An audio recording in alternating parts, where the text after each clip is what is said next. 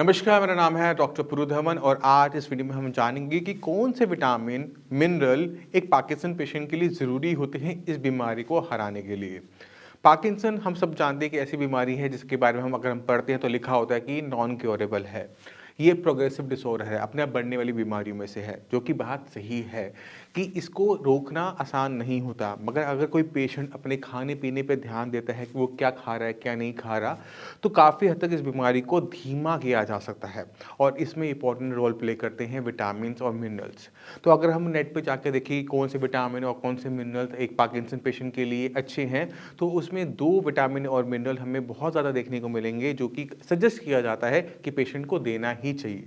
पहला है B complex, उसमें B6 भी होता है और B12 भी होता है। अगर हम एक बी कॉम्प्लेक्स किसी पेशेंट को देते हैं, पार्किंसन पेशेंट को, तो हम उसमें क्या देखते हैं कि बीमारी जो होती है वो काफ़ी हद तक स्लो डाउन होनी शुरू हो जाती है। क्योंकि जो B12 विटामिन होता है ये हमारे नर्वस सिस्टम को चाहिए होता है सही से काम करने के लिए, और ये हम सब जानते हैं कि पार्किंसन जो बीमारी है वो हमारे नर्वस सिस्टम की है, हमारी ब्रेन की है। तो अगर कोई पेशेंट अपने डाइट में सही अमाउंट में विटामिन B12 ले रहा है तो उसकी बॉडी में हम क्या देखेंगे, पार्किंसन धीरे-धीरे बढ़ रहा है। अगर किसी पेशेंट में विटामिन B12 की कमी देखने को मिलती है, तो वहाँ पे पार्किंसन हमें स्पीड से बढ़ता हुआ देखने को मिलता है। इसी तरह से एक विटामिन और होता है जो कि हमारे नर्वस सिस्टम को चाहिए ही चाहिए होता है, वो है विटामिन डी। अब अक्सर पेशेंट सोचता है कि मैं विटामिन डी के लिए धूप ले तो रहा हूँ, तो विटामिन डी को धूप से लेने से मेरी बॉडी में जो दिक्कतें हैं वो कम हो जाएगी, बट ऐसा नहीं देखने को मिलता।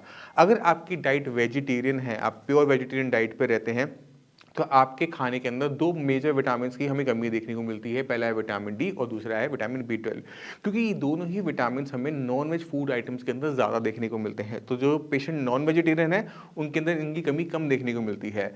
मगर अगर आप वेजिटेरियन हैं, तो यही विटामिन्स की कमी आपकी बॉडी में हमें ज़्यादा देखने को मिलेगी। तो आपने करना क्या है? तो सबसे पहली चीज़ है कि अपने खाने में परिवर्तन लेकर आना होता है। खाना हमें बहुत हेल्दी करना पड़ता है।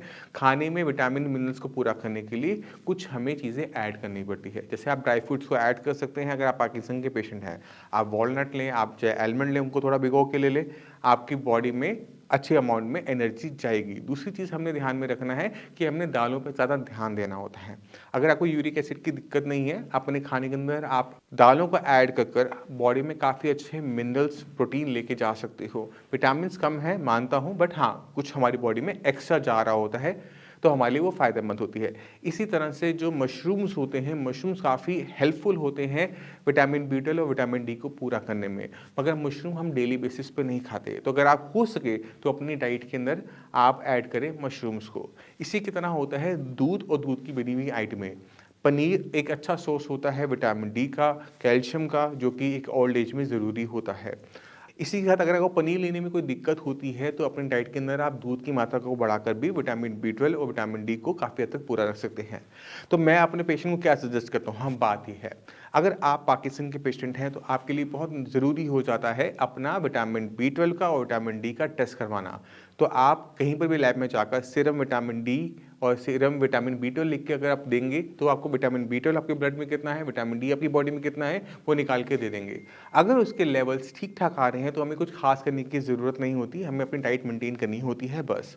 मगर अगर आपकी बॉडी के अंदर विटामिन B12 और विटामिन डी की कमी देखने को मिल रही है, तो ज़रूरी हो जाता है कि उसे हमने पूरा करना है। तो हमें विटामिन B12 के सप्लीमेंट मार्केट में बहुत आराम से मिलते हैं, और मैं हमेशा सजेस्ट करता हूँ कि आप सिर्फ विटामिन B12 मत लो, आप बी कॉम्प्लेक्स लो, क्योंकि अगर आपने एक विटामिन पूरा भी कर लिया और दूसरा डेफिशिएंट है, तो काम नहीं बनता। अच्छा ये रहता है कि बी कॉम्प्लेक्स, जो कि पूरा एक बंडल होता है जिसके अंदर विटामिन B12 भी आएगा, विटामिन B6 भी आएगा, विटामिन B1 भी आएगा, उसको आप कंज्यूम करें। अब विटामिन डी के लिए हम क्या कर सकते हैं? विटामिन डी, जैसे मैंने बताया कि जो एनिमल प्रोडक्ट्स होते हैं, चाहे वो दूध है, पनीर है, उनमें ज़्यादा देखने को मिलता है, मशरूम में ज़्यादा देखने को मिलता है। अगर आपकी बॉडी में इसकी कमी मिल रही है, तो पहले तो आप इसे डाइट में ऐड करोगे। दूसरी चीज़ आप क्या करोगे, इसके शॉट्स आते हैं, इसके कोलेकैल्सिफेरॉल के शॉट्स आते हैं, उनको आप ले सकते हो, उनके सैशे आते हैं, उनको ले सकते हो, और उसके बाद आप धूप लोगे तो आपकी बॉडी में विटामिन डी जाएगा भी सही और एक्टिव भी हो पाएगा।